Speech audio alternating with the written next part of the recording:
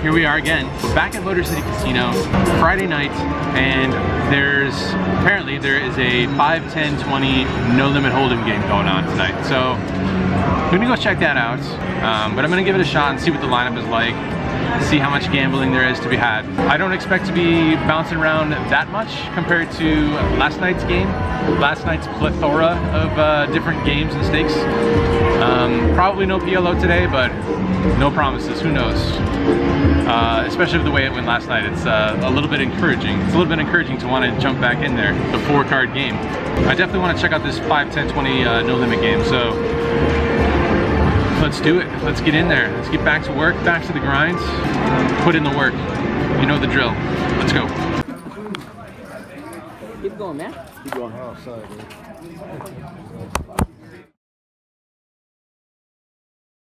Alright, so just taking a quick break here, playing the 5, 10, 20 no limit hold'em, and unfortunately I can't record my cards today because there's a player at the table who was very concerned that I might cancel the Blvd jackpot. You take your phone off the table? Apparently that's a rule of some sort, possibly, that if you have your phone on the table, the Blvd jackpot can be affected. I don't know the intricacies of the Blvd jackpot, and there's all these silly rules that go along with that. So anyway, the game is interesting. There was a must move table to it, but now there's just the one table. But pretty cool to see that there was 2 tables of 5, 10, 20 going on. But just a couple quick hands here to discuss that have gone down so far. So in the first one, the under the gun player opens for 75, folds all the way to me in the $20 blind or the straddle. And I look down at pocket 3s, I go ahead and make the call. So heads up to a flop, and we see a rather favorable flop this time. Comes 10, 5, 3, rainbow. I check it over to the initial raiser, but no c-bet unfortunately, and he checks it back. Turn is a 6 of hearts, brings it back to our flush draw on board. I go for some value, and I bet $90. Under the gun player calls. So we go to the river card, which is an offsuit ace. Feels like a card that should be better for his range instead of my range. And I feel like he can be floating on the turn with some ace highs, certainly checking back some ace highs on the flop. There's a lot of hands where I'd want to go into check call mode when the ace comes. A lot of other pairs, pocket pairs where I don't have a set, obviously, that I'd want to go into check call mode or check fold mode. So I decided to check it over to him and try and induce a bet. Good news is he puts out a bet and he bets $155. So I should be able to have some sort of a check raise bluffing range here and check raise value range. It feels like his range should be pretty capped because he should always be betting various value holdings on the flop, aside from maybe top set. You might feel inclined to check that one back since the board is so dry. But I feel like aside from that, his range should be pretty capped here. And I feel like with that being the case, I should be able to have a profitable check raise bluffing range. So all that in mind, I decide to go ahead and put in a check raise, and I make it $680. Opponent goes into the tank, thinking for quite some time. Ultimately, he decides on a fold. So unfortunately, no more value there. I like my line. I'm pretty sure I like my line. I'm not sure about my sizing, really. There's always that question of sizing. If I had gone a little bit smaller, probably could have gotten a call, but it feels like I should be sizing it around there if I'm including some bluffs. Obviously, I say these things not meaning that you always need to be balanced, especially in a location where you don't always play. But things to consider, especially in the middling stakes as we move up into 5, 10, 20, 10, 20 stakes and beyond. Things to consider more often, but I don't know, didn't get the call on the river there, but happy to win the pot. Next interesting hand, we are now down to 4-handed in the must move game, and the big blind completes, calls the $20, and I look down at 7-5 of clubs in the $20 straddle. I go ahead and put in a raise. Obviously we're playing in position here, and 7-5 suited one gapper feels good enough to put in a raise and play a hand in position. So I make it $70 to go. Big blind thinks for a little bit and then he calls. So heads up to a flop here. Flop comes Jack 4-3, 2 spades and 1 club. So we flop a gutter and backdoor flush draw. He checks it over to me, 7 high, no showdown value, a little bit of equity and some barreling opportunities on the turn.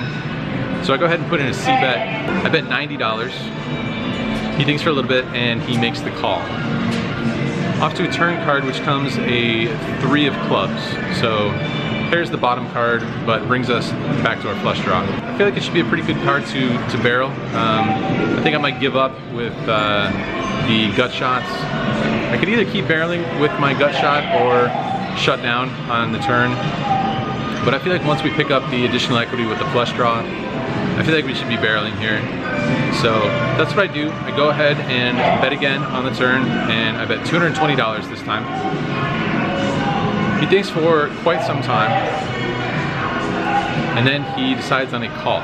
So looking for a little bit of help here, or we're gonna have to barrel again on the river. River does not help us. River is an offsuit king, and he checks it over to us again. So I feel like with 7 high here, pretty much close to the exact bottom of our range. It feels like a bet is in order, and not too much else to be said about that. So I go ahead and put in a bet, and I bet $480. Not exactly sure about that sizing. Open to suggestions about my sizing there on the river. I feel like perhaps with a bigger bet, you can get more fold equity, but a smaller bet could perhaps look more value-y, and perhaps my opponent could level himself into thinking it's a sizing that's more value-y. Who knows? But my opponent calls rather quickly. So I feel like his decision was sort of made up on the turn, that he was going to call down turn and river, call down on the river on various cards that did not improve the board, that did not change the board too much. He turns over Queen Jack after I show my hand and he shows Queen Jack. So his kicker improves to a king. Not sure if that matters too much, but maybe if I had gone with a bigger sizing, it might have got the job done. I'm not too sure.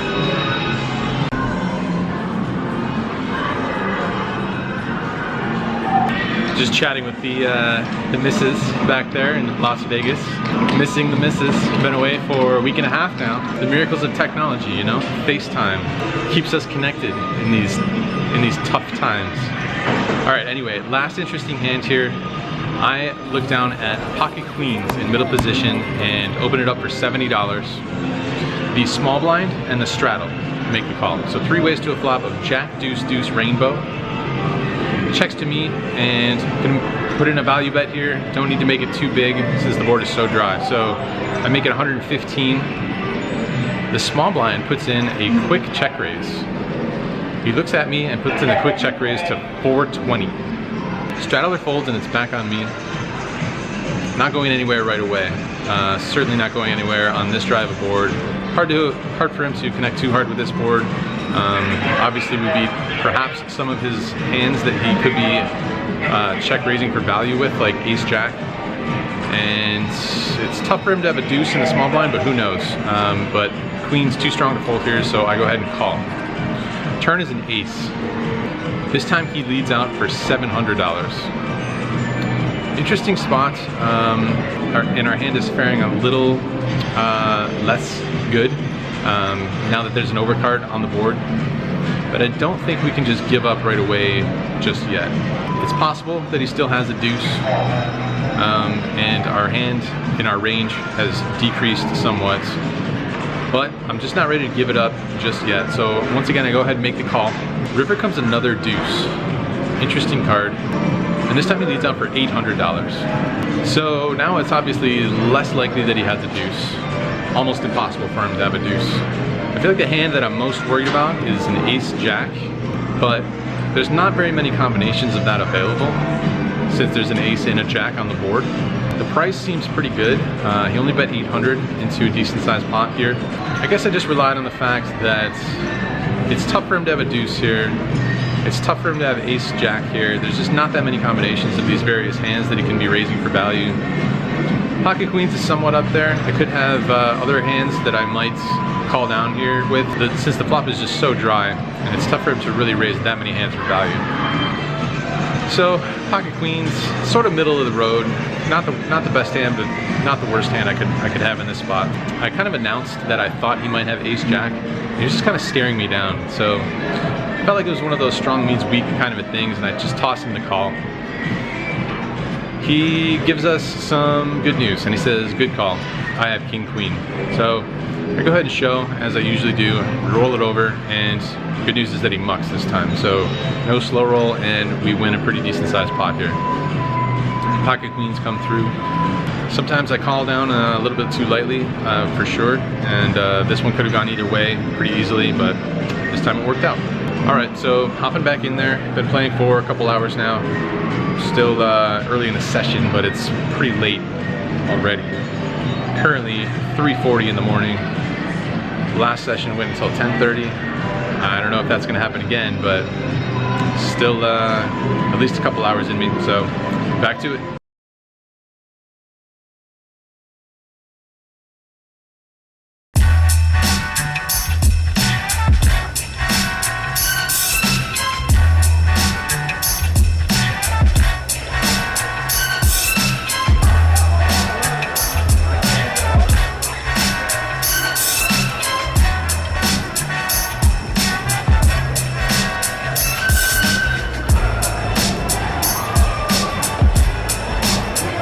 Here we are, the next day, following that session at Motor City Casino. Figured I would take you guys on a very short tour to a couple spots around town. This here is called the Fowling Warehouse. It looks like Fowling Warehouse, and I'm not 100% convinced that it's not pronounced Fowling Warehouse, but I think it's pronounced Fowling Warehouse. My first time here, actually. So, pretty cool venue, pretty cool bar. It's a mix of football and bowling. Pretty self-explanatory. You throw a football at some bowling pins, and I don't know, first one to knock them all down wins, I guess. Pretty straightforward, I would think. It's a little bit noisy in here, so I got the iPhone microphone thing going on. But just to wrap up, the most important hands from last night's session owe you guys a couple of hand histories, so let's get into it. In the first one, first interesting hand, I open up ace queen from the cutoff to $70. The small blind and the big blind call. So 3 ways to a flop. Flop comes pretty favorable for us. Flop comes ace queen 3 with 2 diamonds. Action checks to me. With a flush draw and some gutters available on the flop, I want to size it a little bit bigger than previous hands where the flop was a little bit more dry, so I decided to bet $150. The small blind calls and the big blind folds, so heads up to a turn card. Turn is a brick, offsuit 8. This time the small blind leads out for $150. Now with me blocking some of his value range, having an ace and having top 2 in particular, we block a decent amount of his calling range, so you could maybe make a case for just flatting, and if there wasn't a flush draw on board, I think that case might be a little bit stronger, but having a flush draw on board, there's probably a higher percentage chance that he is setting his own price to continue drawing at a flush draw. I also keep my own range pretty wide if I put in a raise. So that's what I decided to do. I decided to put in a raise, charge him a little bit more for whatever he has. If he has top pair, I think he's probably going to continue. If he has a flush draw, as long as I don't jam it all in or something insane, he's probably going to continue with that as well. So I decided to put in a raise and I make it $450 to go. He doesn't think for too long and he makes the call. River's a great card, offsuit 7, total brick. He checks it over to us. Pretty straightforward, just gonna go for some value here. I bet $950. He goes into the tank and is thinking it over. ultimately decides on a call. So for sure we're good here. I roll it over and he shows us an ace and then he mucks. So some run good there. Whenever two people flop top pair, it's kind of a mini cooler in some sense, but just a mini one, and happy to get some pretty good value here with top two pair.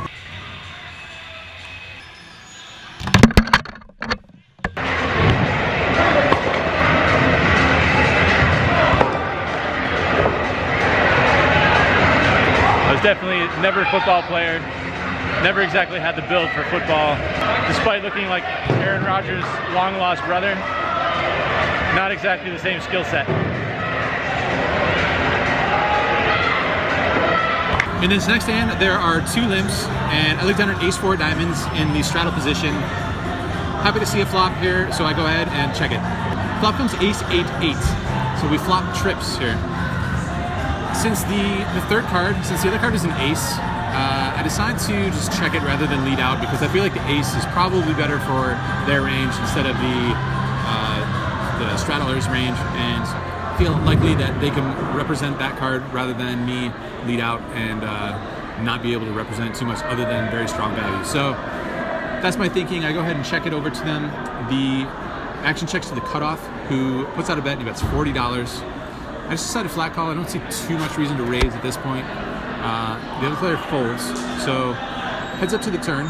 Turn is a 90 diamonds, which brings us a flush draw to go along with our trips. So I decided to check it over to him again, and he bets again, this time for $100. I feel like if we raise, then again, we might be over-repping our hand a little bit. If he happens to have an 8, he's in all likelihood going to have us dominated. So, I don't know, I just decided on a flat call. I feel like flat is probably best here, but could certainly entertain a raise. The river is certainly a rather favorable card. River is the 4th 8, so we make quads on the river. I think the standard play is to check it to him again because he should, in all likelihood, continue with his entire range. His entire range should consist of an ace, random bluffs. I don't really expect him to have any other hands in his range at this point. So for unknown reasons, I decided to lead out. I bet $225 leading into him.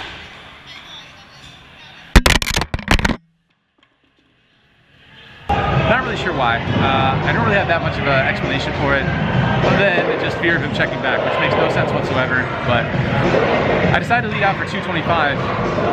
The very good news is that my opponent decides to jam all in.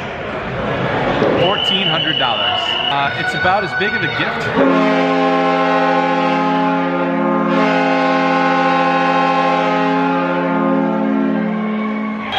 What on earth? That was the gift horn, apparently. That's the $1,400 gift horn. So yeah, we're gonna take down this pot after my opponent jams all in for $1,400. I show my hand and he goes ahead and mucks it. He claims he had an ace. Was maybe shoving all in to push me off of a chop, but my somewhat terrible lead out on the river when I think I should just be going for a check raise. It just worked out for the max. The bet seems to induce maximum, so bad play worked out.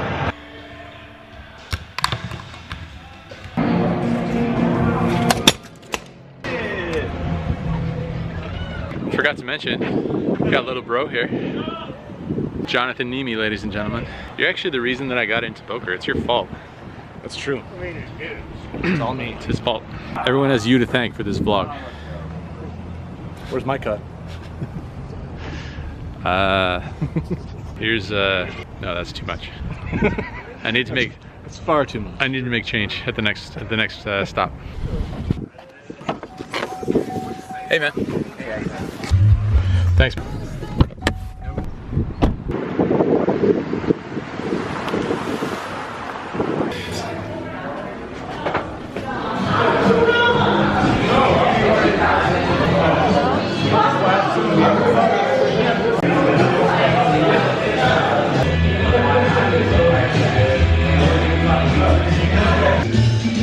downtown Detroit proper. This building has been here since the 1800s. No joke. This place, originally owned by a jeweler. The jeweler introduced some sort of like engagement ring thing, made a shitload of money, ended up selling the building to the Grand Trunk Railroad, who used it as a ticket office. This is all going on in the late 1800s.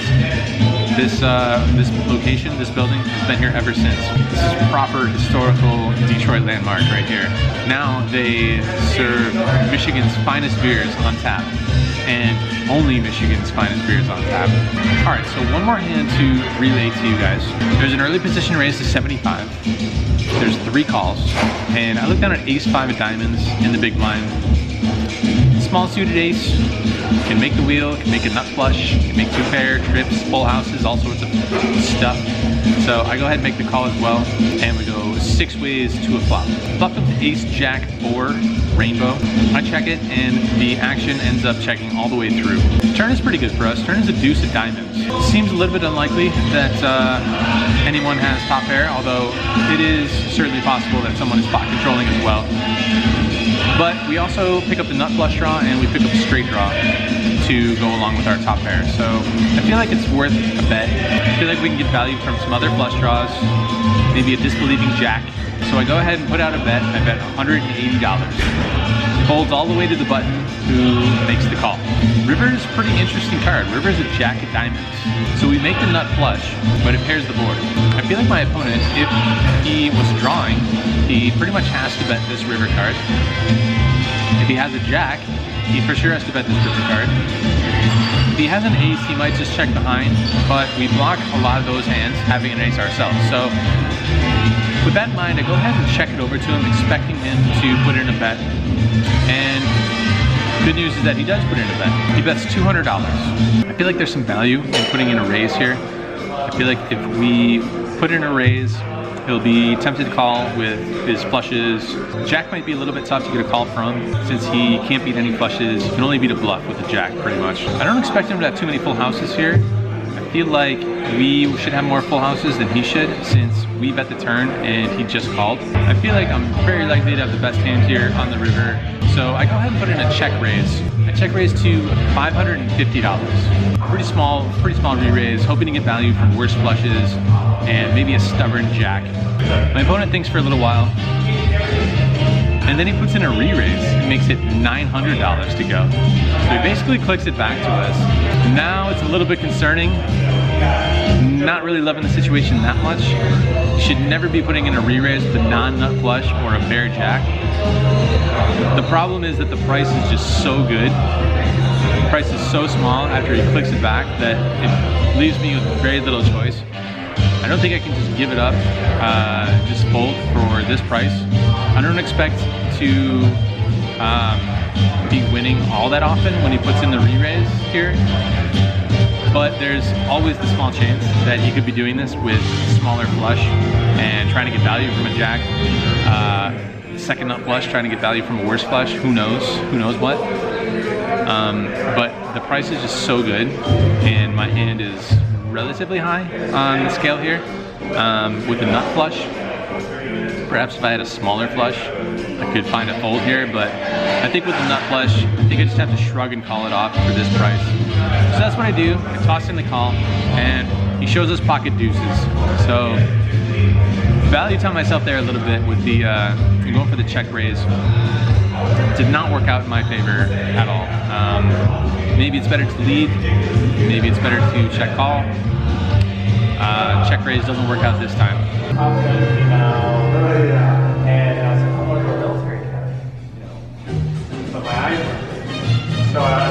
Despite that last hand not really going our way, after all was said and done, we end up booking a win of $4,231 in the 5-10-20 no limit hold'em game at Motor City Casino.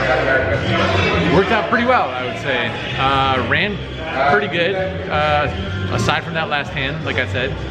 Aside from that, ran above average, and overall on the Detroit trip ran well above average. I feel like I played pretty good for the most part. Definitely some spots as always, literally always, that I could have played differently and not done the occasional dumb thing that I tend to do from time to time. But pretty enjoyable couple sessions. Really good uptake over the past couple of days here, so no complaints whatsoever. One more thing, just want to address real quick. I know Detroit gets a super bad rap, and you know what? A lot of it is well deserved, but it's really awesome coming back here nowadays because there's so much going on now, especially in downtown Detroit. I know the neighborhoods will take a long time before they see a real resurgence, but especially in downtown Detroit, so many cool things happening, so many new businesses popping up all over the place. New bars, restaurants, distilleries, cafes, other types of businesses. We even have some sense of the public transportation improving, which is huge for a city like Detroit that was based on the automobile. I don't know how many people I'm really going to convince that Detroit is worth a visit, but if you're open-minded, I think you will be pleasantly surprised when you take a trip here to Detroit. It can be a multi-purpose trip. You can come check out the casinos, follow that up with checking out some amazing restaurants that have opened up in the past couple years, and then follow that up with some super dope bars. This one's open till 2 a.m. Highly recommend.